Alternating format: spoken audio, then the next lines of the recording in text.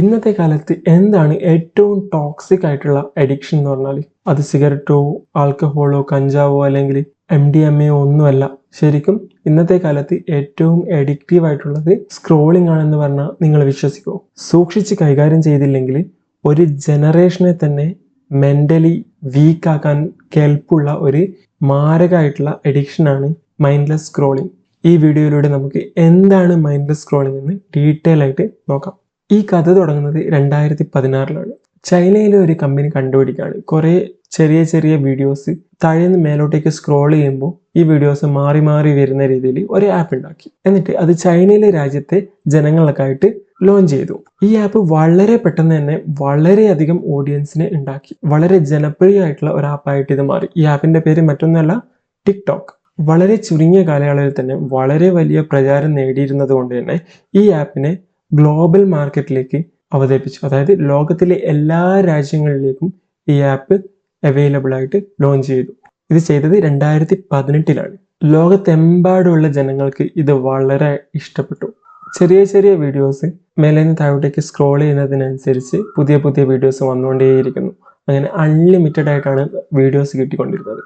അതേപോലെ ഈ വീഡിയോസ് നമ്മൾ സ്ക്രോൾ ചെയ്യാൻ എടുക്കുന്ന സമയം വെച്ചിട്ട് എന്താണ് നമ്മുടെ ടേസ്റ്റ്, എന്താണ് നമ്മുടെ ഇൻട്രസ്റ്റ് എന്ന് മനസ്സിലാക്കാനും ആ ആപ്പിന് ഒരു ഇൻ്റലിജൻസ് സംവിധാനം ഉണ്ടായി. അപ്പോൾ നമുക്ക് ഇഷ്ടപ്പെട്ട വീഡിയോസ് മാത്രം നമ്മൾ സ്ക്രോൾ ചെയ്യുന്നതിന് നമ്മുടെ സ്ക്രീനിലേക്ക് വന്നുകൊണ്ടേയിരുന്നു.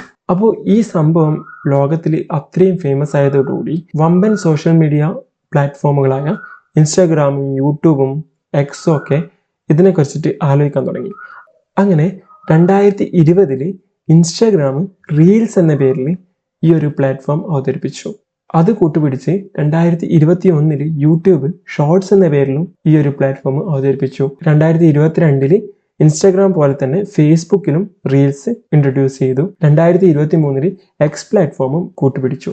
അങ്ങനെ നമ്മൾ ഇന്ന് കാണുന്ന എല്ലാ സോഷ്യൽ മീഡിയ പ്ലാറ്റ്ഫോമിലേക്കും ഈ ഷോർട്ട് വീഡിയോ കണ്ടന്റ് വന്നു. അതായത് വെർട്ടിക്കൽ വീഡിയോ സ്ക്രോളിംഗ് പ്ലാറ്റ്ഫോം എത്തി. എല്ലാ സോഷ്യൽ മീഡിയ പ്ലാറ്റ്ഫോമിലും ഇത് അവതരിപ്പിച്ചത് കൊണ്ട് തന്നെ വീട്ടമ്മമാർ മുതൽ ഹൈലി പ്രൊഫഷണൽ ആയിട്ടുള്ള ഇൻഡിവിജ്വൽസ് വരെ സോഷ്യൽ മീഡിയയിലൂടെ ഈ വീഡിയോസ് സ്ക്രോൾ ചെയ്യാൻ തുടങ്ങി.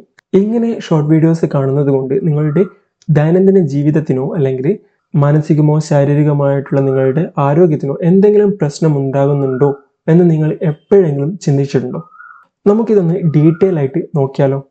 ഒരു ഷോർട്ട് വീഡിയോ 15 സെക്കൻഡോ അല്ലെങ്കിൽ 30 സെക്കൻഡോ ഒക്കെ ആയിരിക്കും ഉണ്ടാവുക. അതും വിചാരിച്ച് നമ്മൾ കാണാൻ പോയാലോ, ഒരു ഷോർട്ട് വീഡിയോ സ്ക്രോൾ ചെയ്യുമ്പോൾ അടുത്ത ഷോർട്ട് വീഡിയോ വന്നു, അത് സ്ക്രോൾ ചെയ്യുമ്പോൾ അടുത്ത ഷോർട്ട് വീഡിയോ വന്നു. ഇങ്ങനെ അൺലിമിറ്റഡ് ആയിട്ട് നമുക്ക് സ്ക്രോൾ ചെയ്തുകൊണ്ട് പുതിയ പുതിയ വീഡിയോസ് കണ്ടുകൊണ്ടേയിരിക്കാൻ പറ്റും. അപ്പോൾ വേണമെന്ന് വിചാരിച്ചാൽ നമുക്ക് മണിക്കൂറുകളോളവും ദിവസങ്ങളോളവും ആഴ്ചകളോളവും മാസങ്ങളോളവും സ്ക്രോൾ ചെയ്യാം. ഓരോ സ്ക്രോളിലും നമുക്ക് ഇതുവരെ കാണാത്ത പുതിയ പുതിയ വീഡിയോസ് ആയിരിക്കും ഈ സോഷ്യൽ മീഡിയ പ്ലാറ്റ്ഫോം ഇൻട്രൊഡ്യൂസ് ചെയ്യുന്നത്. ഇങ്ങനെ സ്ക്രോൾ ചെയ്യുന്നതിലൂടെ നിങ്ങൾക്ക് നഷ്ടമാവുന്നത് നിങ്ങളുടെ സമയമാണ്. ഒരു ദിവസം 24 മണിക്കൂറാണ് എല്ലാവർക്കും ഉള്ളത്. അതിൽ 8 മണിക്കൂർ ഉറങ്ങാൻ വേണം. ഒരു 4-5 മണിക്കൂർ നിങ്ങൾക്ക് ദൈനംദിന കാര്യങ്ങളൊക്കെ ചെയ്യാനുള്ള ആവശ്യമുണ്ട്. ബാക്കി നമ്മുടെ കയ്യിൽ വരുന്നത് വെറും 10-12 മണിക്കൂറാണ്. ഈ 10-12 മണിക്കൂറിൽ 4-5-6 മണിക്കൂർ നിങ്ങൾ ഈ ഷോർട്ട് വീഡിയോസ് സ്ക്രോൾ ചെയ്തുകൊണ്ടേയിരുന്നാൽ നിങ്ങളുടെ ലൈഫിൽ എന്തായിരിക്കും സംഭവിക്കുക? നിങ്ങളുടെ പ്രൊഡക്ടിവിറ്റി കുറയും, നിങ്ങളുടെ വർക്ക് ക്വാളിറ്റി കുറയും, ഫോക്കസ് കുറയും. അതിനൊക്കെ ഉപരി റെഡ്യൂസ്ഡ് അറ്റൻഷൻ സ്പാൻ എന്ന് പറയുന്ന ഒരു പ്രശ്നം ഉണ്ടാവും. ഓരോ 15 സെക്കൻഡിലും 30 സെക്കൻഡിലും നിങ്ങൾക്ക് ഓരോ പുതിയ വീഡിയോസ് ഇങ്ങനെ സോഷ്യൽ മീഡിയ പ്ലാറ്റ്ഫോം കാണിച്ചു തരാണ്.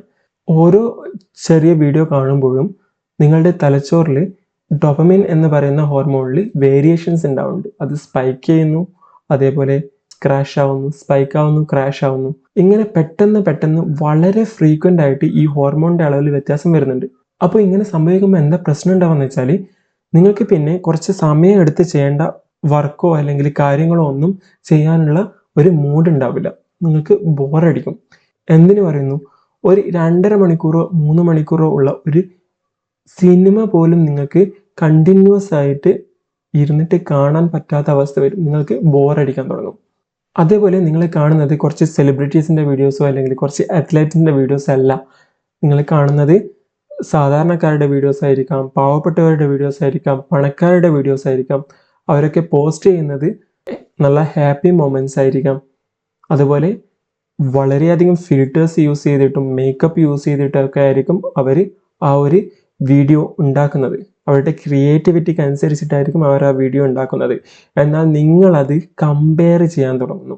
നിങ്ങളുടെ ലൈഫ് വെച്ചിട്ട് നിങ്ങളത് കമ്പയർ ചെയ്യാൻ തുടങ്ങുമ്പോൾ constant comparison, dome scrolling, fear of missing out എന്നിങ്ങനെയുള്ള പല മാനസിക പ്രശ്നങ്ങളും ഉണ്ടാകുന്നു. ഇതൊക്കെ ഓവറായിട്ടുള്ള ആങ്സൈറ്റി, ഡിപ്രഷനിലേക്കൊക്കെ നയിക്കുന്നു. ചിലപ്പോഴൊക്കെ ഇത് നിങ്ങളുടെ ആത്മാഭിമാനത്തെയും കോൺഫിഡൻസിനെയും വരെ ബാധിച്ചേക്കാം.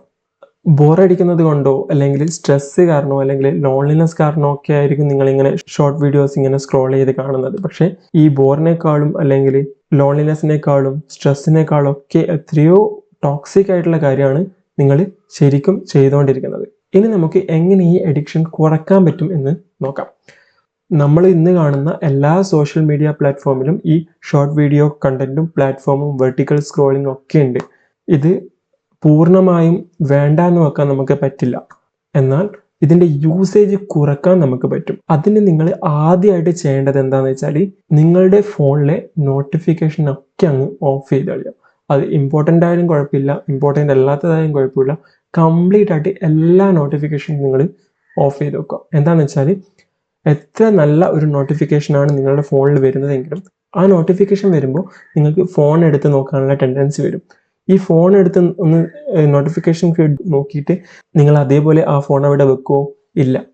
സബ് കോൺഷ്യസ്ലി നിങ്ങൾ ഇൻസ്റ്റാഗ്രാമിലേക്കും അല്ലെങ്കിൽ ഫേസ്ബുക്കിലേക്കൊക്കെ പോയിട്ട് നിങ്ങൾ റീൽസും ഷോർട്സും ഒക്കെ കാണാൻ തുടങ്ങും. എല്ലാം കണ്ടു കഴിഞ്ഞ് ഫോണൊന്ന് ലോക്കാക്കി അവിടെ വെക്കുമ്പോഴേക്കും മണിക്കൂറുകൾ കടന്നു പോയിട്ടുണ്ടാവും. അപ്പോൾ എല്ലാ നോട്ടിഫിക്കേഷൻസ് നിങ്ങൾ ഓഫാക്കി വെക്കുക. അത്ര അർജൻറ്റുള്ള എന്തെങ്കിലും ആണെങ്കിൽ അവരെ വിളിച്ചോട്ടെന്നെ. നിങ്ങൾക്ക് പറ്റുമെങ്കിൽ ഷോർട്ട് വീഡിയോ കാണാൻ ഉപയോഗിക്കുന്ന സമയം നിങ്ങൾ നല്ല മൂവീസ് കാണുക, അല്ലെങ്കിൽ എന്തെങ്കിലും പ്രൊഡക്റ്റീവായിട്ട് ചെയ്യുക, അല്ലെങ്കിൽ ജിമ്മിൽ പോവുക, അങ്ങനെ എന്തെങ്കിലുമൊക്കെ ചെയ്യാം. രാവിലെ എഴുന്നേൽക്കുമ്പോൾ ബെഡിൽ വെച്ച് നിങ്ങൾ സ്ക്രോൾ ചെയ്യാൻ തുടങ്ങിക്കഴിഞ്ഞാൽ അത് രാത്രി വരെ നീളും. രാവിലെ എഴുന്നേറ്റ ഉടനെ സ്ക്രോൾ ചെയ്യാതിരിക്കുക. അതേപോലെ നിങ്ങൾ ബാത്റൂമിൽ അല്ലെങ്കിൽ ടോയ്ലറ്റിൽ പോകുമ്പോൾ ഫോണ് കൊണ്ടുപോകാതിരിക്കുക. കൊണ്ടുപോയാൽ തന്നെ ഷോർട്ട് വീഡിയോസ് കണ്ട് അവിടെ ഇരിക്കാതിരിക്കുക. അതേപോലെ നിങ്ങൾ ഫോക്കസ് ചെയ്തിരിക്കുന്ന സമയത്തോ വർക്ക് ചെയ്യുന്ന സമയത്തോ പഠിക്കുന്ന സമയത്തോ ഒന്നും ഈ വീഡിയോസ് സ്ക്രോൾ ചെയ്യാതിരിക്കാൻ ശ്രമിക്കുക. വേണമെങ്കിൽ വൈകുന്നേരമോ രാത്രിയോ ഒക്കെ നിങ്ങൾക്ക് 1-2 മണിക്കൂർ ഈ സ്ക്രോളിങ്ങിന് ഡെഡിക്കേറ്റ് ചെയ്യാൻ പറ്റും. നിങ്ങൾ ഭക്ഷണമൊക്കെ കഴിച്ച് ഉറങ്ങാൻ കിടക്കുമ്പോൾ അപ്പം തന്നെ ഫോൺ എടുത്തിട്ട് സ്ക്രോൾ ചെയ്യാൻ തുടങ്ങരുത്. കാരണം ആ ടൈമിൽ നിങ്ങൾ സ്ക്രോൾ ചെയ്യുന്നത് ശരിക്കും എഫക്റ്റ് വരുന്നത് നിങ്ങളുടെ അടുത്ത ദിവസത്തെ കംപ്ലീറ്റ് സ്കെഡ്യൂളിനെയാണ്. അത് നിങ്ങൾ മനസ്സിലാക്കണം.